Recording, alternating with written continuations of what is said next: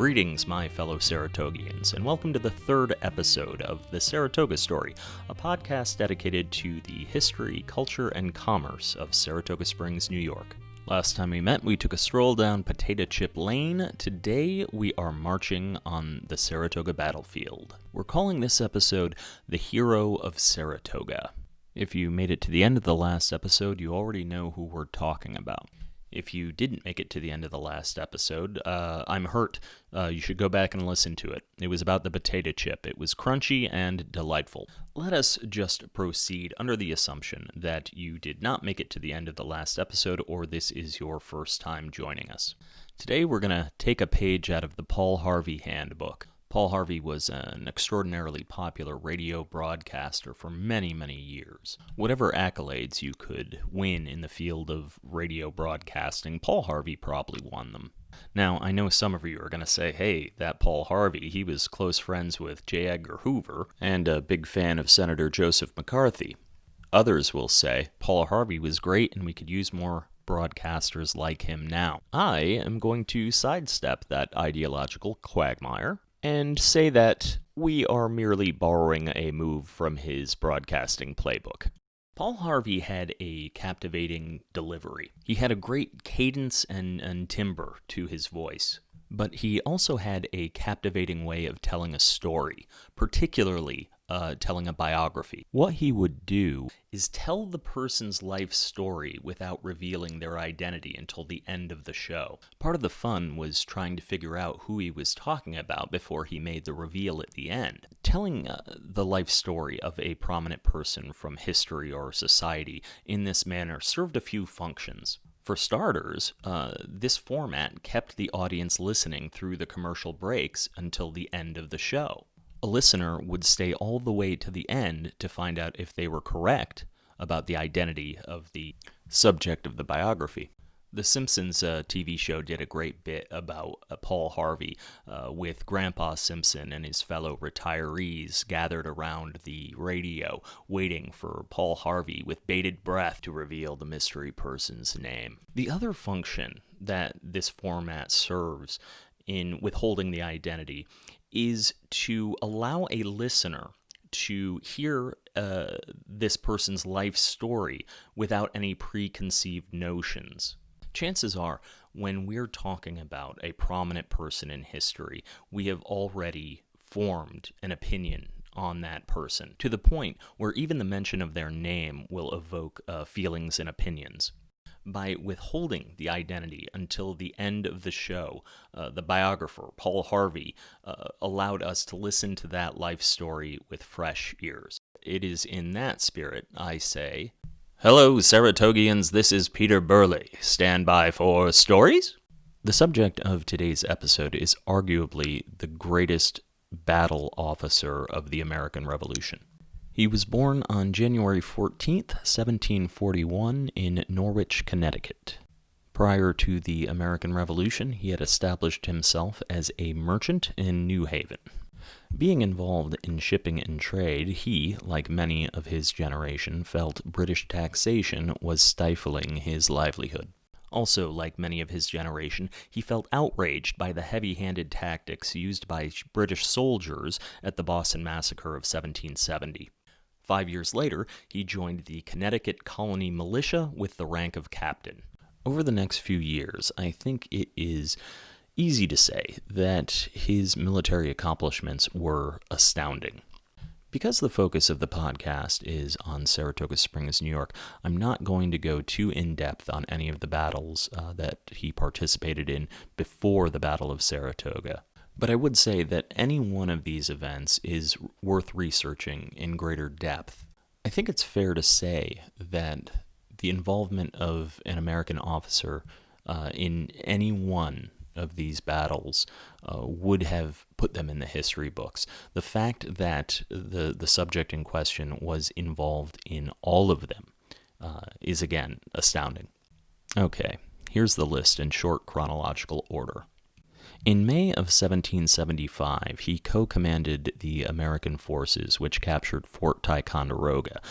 It's often considered the first victory of the American Revolution, and it was crucial in providing cannons for the Americans to drive the British out of Boston. He would follow this up with helping to stage the invasion of Canada. He helped lead the attack on Quebec City in late 1775. How late in 1775, you ask? The attack happened on December 31st, New Year's Eve. Now, I've never wintered in Canada or Quebec City, but just here in Saratoga, I can tell you, around New Year's Eve, it gets a little chilly. According to my phone, I would have to drive over 5 hours north of Saratoga to get to Quebec City. At the Battle of Quebec City, our hero of Saratoga was shot in the left leg. The American forces were defeated and forced to retreat back towards Fort Ticonderoga. Wounded and defeated, one might think that was the end of his service in the Revolutionary War. Quite to the contrary, the hero of Saratoga spent a good portion of 1776 overseeing the construction of a fleet of boats on Lake Champlain. If you ever see anything relating to Whitehall, New York, claiming to be the birthplace of the American Navy, that is why. The hero of Saratoga then took command of those boats and engaged the British Navy in a battle on Lake Champlain.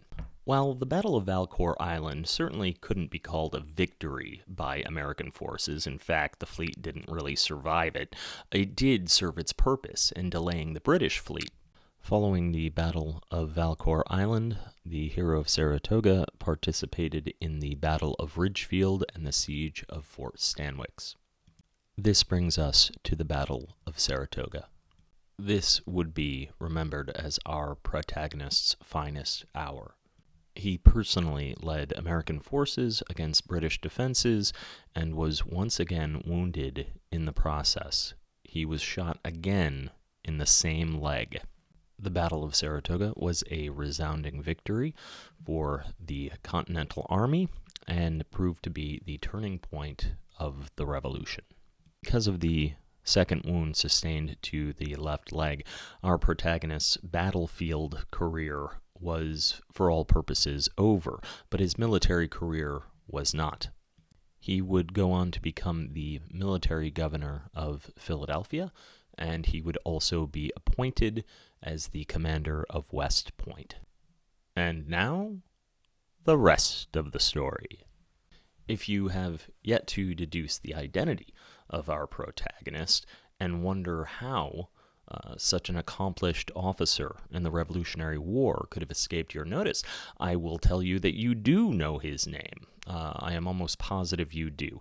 His name was Benedict Arnold, the hero of Saratoga. Yep, that guy.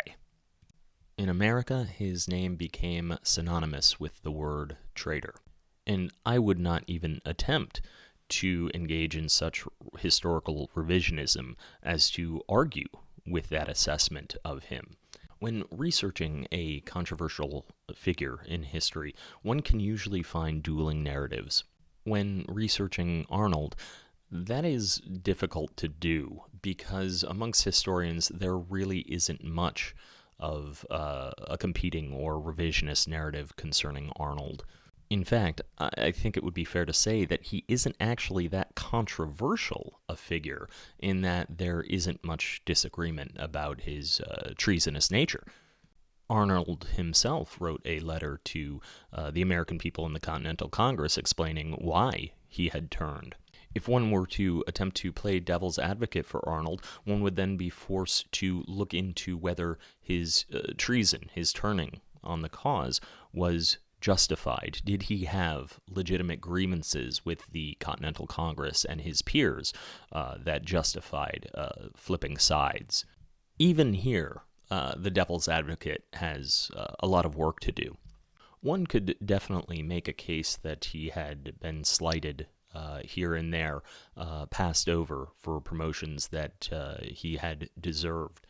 There is no question that many of the political and military leaders of the Revolutionary War were vain and petty men. There were several crises of loyalty and conscience among the leaders in the American Revolution. But Arnold stands out with distinction If one looks into the career of Horatio Gates, the general in command of the American forces at Saratoga, you'll see some of his behavior towards George Washington bordered on insubordination and sabotage. But when push came to shove, Gates never fully flipped, and thus avoids the scrutiny. Arnold did flip, and directly engaged in an attempt to turn over West Point to British control, and then afterwards actively took up arms against the American Continental Army in the name of the Crown. Benedict Arnold is uniquely frustrating in American history. After being shot in the left leg at the Battle of Saratoga, this was the same left leg that took a bullet in Quebec, Arnold had remarked that he would have preferred that he had been shot in the chest. This is to say, it seems like he would have preferred to die a glorious death as opposed to go through the agony and pain that would come from such a severely wounded leg. He probably understood that amputation would be the likely outcome, or if he was able to avoid amputation, he would be facing permanent disability and pain. Either way, he understood that his injuries would prevent him from being the vigorous battlefield commander, which he had been over the past few years. For someone who seemed to crave personal glory on the battlefield above all else, a shot to the chest might have been seen as a better end. For me, a frustrated armchair historian, I would have to agree. Had Benedict Arnold perished at the Battle of Saratoga, he would have likely taken his place in the pantheon of founding fathers. Perhaps Schuylerville, New York, would have been called Arnoldsville. His portrait may have been featured on American currency. But Benedict Arnold did not perish at Saratoga. The stubborn SOB lived. So here lies the frustration for me as an armchair historian and a Saratogian. His accomplishments before turning seem so remarkable that they are worthy of some kind of recognition. But his actions in betrayal, had they been successful, could have caused irreparable harm to the young nation in its founding. What is the conflicted armchair historian to do? Well, strangely enough, the solution seemed to come from some unnamed British officer who served with Arnold in the King's Army after Arnold had flipped sides. Arnold had asked him what he thought would happen to him if the Americans were able to get a hold of him. He wondered what fate would befall him if American forces got their hands on the notorious traitor. It is said that the British officer responded with this: "They will cut off the leg which was wounded when you were fighting so gloriously for the cause of liberty, and bury it with the honors of war, and hang the rest of your body on a gibbet." Strangely enough, 100 years later, that's kind of what happened. It was a Civil War veteran, a man by the name of John Watts de Peyster, who had served in the New York State Militia. De Peyster created a monument. It is a monument of a boot.